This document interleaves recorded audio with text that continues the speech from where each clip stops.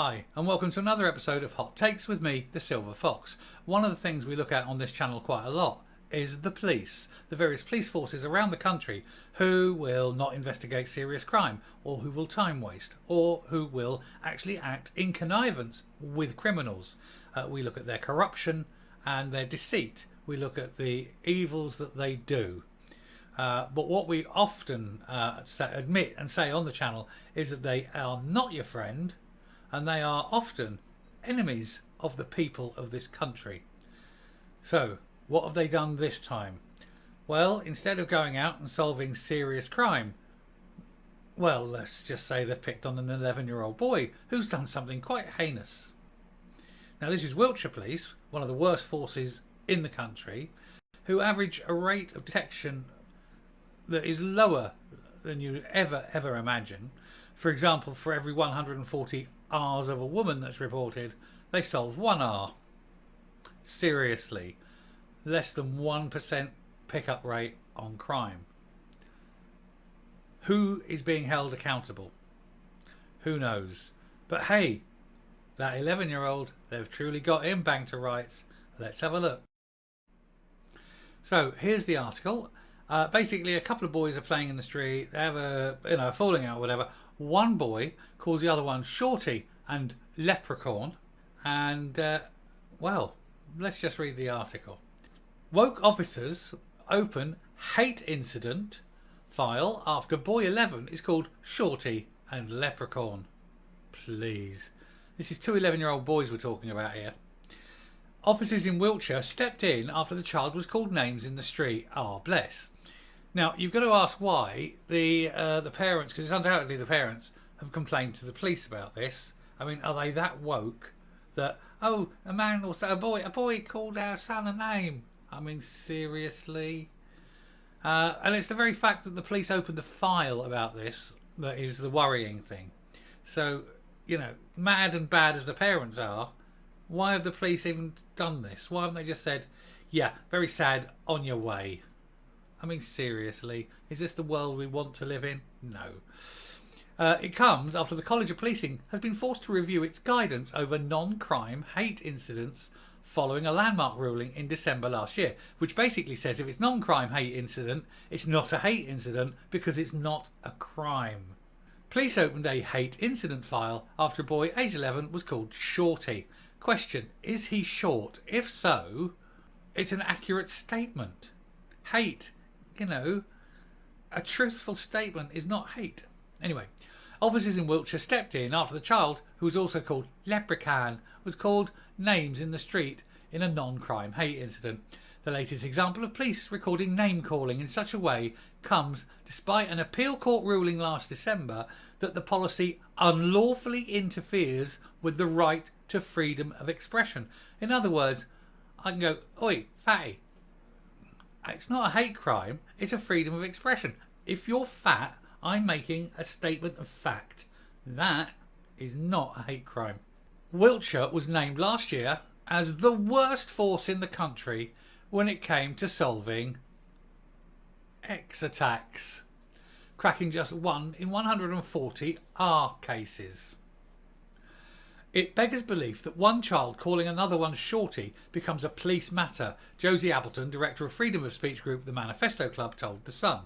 Recording non-crimes takes the police into dangerous territory of policing speech and everyday interactions, and takes them away from recording and investigating real crimes.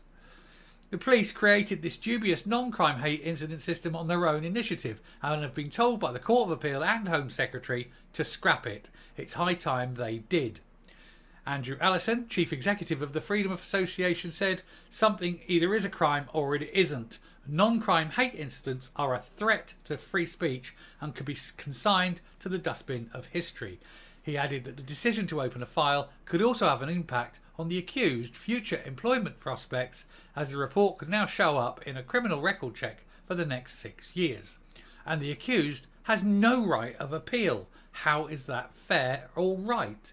Non-crime hate incident reports were introduced in 2014 following recommendations by the independent Macpherson inquiry after the of Stephen Lawrence. The College of Policing defines them as those perceived by the victim or any others to be motivated by hostility or prejudice.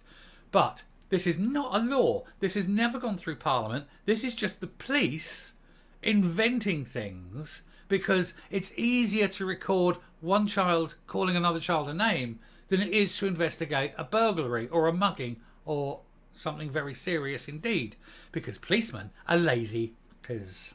The College of Policing has recently been forced to review its guidance over non-crime hate incidents following a landmark ruling in December last year. Harry Miller, a former officer at Humberside Police, won a Court of Appeal challenge over guidance on hate incidents after claiming it unlawfully interferes with the right to freedom of expression. So the courts have said it, the Home Secretary said it, but the police, their own law, they a law to themselves, they say, no, we're still doing this. Chief constables need to be up and prosecuted. And that's the only way you do it. You don't tap them on the wrist. You prosecute. And then you change things. And when policemen are going to prison, things change damn quickly. Because policemen don't have a good time in prison.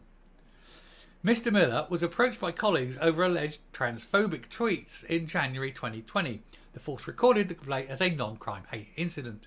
It is not known what was in the tweets, which were later deleted, though he is known to have retweeted a poem which included the line, "Your vag goes nowhere." Mr. Miller from Lincolnshire challenged both Humberside Police's actions and the College of Policing's guidance at the High Court in 2020, and a judge ruled the force's actions were disproportionate interference with Mr. Miller's right to freedom of expression. But his challenge to the college's guidance was dismissed, with the judge finding that it serves legitimate purposes and is not disproportionate. However, in a separate ruling, the Court of Appeal found the guidance also breached his freedom of expression rights, forcing the College of Policing to review its guidance and add in more safeguards for the freedom of speech. So basically told you can't do it the way you've been doing it, stop doing it, don't do it anymore, it's wrong, you can't do it. Why are you still doing it? Why are the police still doing it? They've been told not to twice. 2 different courts told them not to, still doing it. Who's responsible? Why isn't that person fired? Wiltshire was dubbed the worst performing police force last year because they are. Only 0.7% of R's reported to Wiltshire Police resulted in a charge, not even a conviction, a charge or summons, whereas Durham, the most successful force, had more than 10 times the success rate in bringing prosecutions at 7.1%, according to Home Office data. Victims Commissioner Dame Vera Baird slammed the pathetic and terrifying figures at the time, and they are: Wiltshire Police should hang its head in shame. The Chief Constable needs to be fired. What is the difference? There is no difference between R in Durham and R in Wiltshire or Cleveland, she said. What is different is the effort and skill put into investigating and prosecuting it by some forces over others. None of these figures are anything but appallingly low. There is no crime with prosecutions percentages as pathetic and terrifying as these across the board. So you've got the worst police force in the country opening hate files, which they shouldn't do, on 11-year-old children. Meanwhile, serious crime goes uninvestigated because these lazy, useless, fat, stupid policemen are incapable of doing the job they are paid for by the public purse to do. And what can we do? Vigilantism? Is that the answer? Because we haven't got a police force fit for purpose. Chief Constable and everyone who's senior who runs that force needs to be turfed out and a new regime put in. It's the only way you'll get change. Anyway, I'll come up now. So there we are. Don't go to Wiltshire if you need to find a policeman, because they're not even useless. If they improved, they'd be useless. And yet they're still getting the money. They're still getting paid for investigating 11-year-old children. Lazy sods. Anyway, I'll finish there. If you like what you hear and see on the channel, please hit the subscribe button if you haven't already. Ring the bell for future output. Leave a like, leave a comment, and until next time, stay safe, stay well, and goodbye.